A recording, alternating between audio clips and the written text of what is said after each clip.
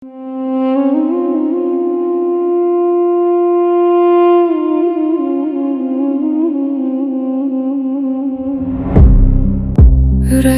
bağlandım ana vətənə.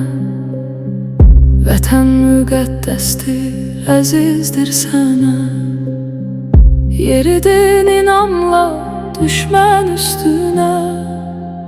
Əyilməz, yenilməz qəhrəman ibad.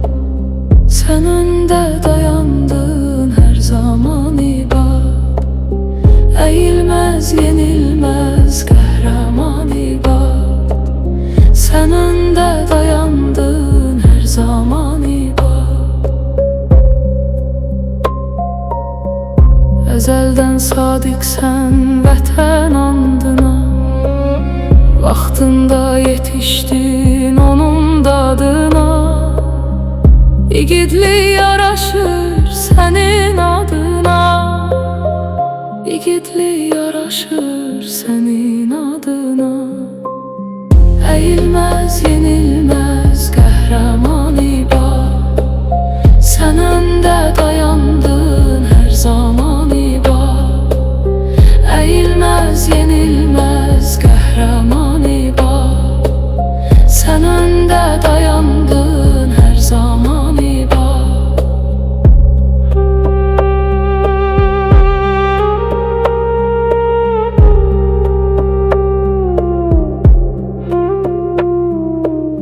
Taleyin beləydi, yolun bax budur.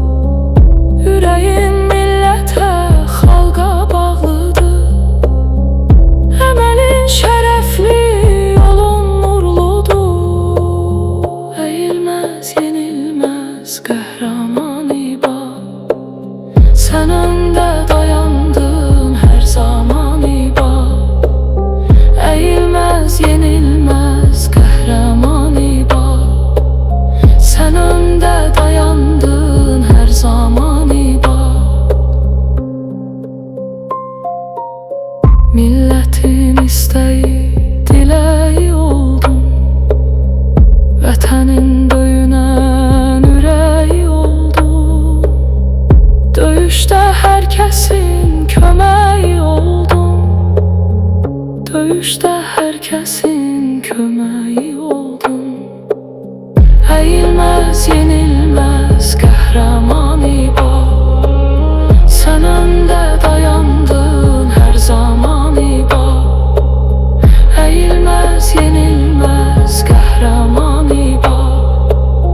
Sən öndə dayandın hər zaman ibad.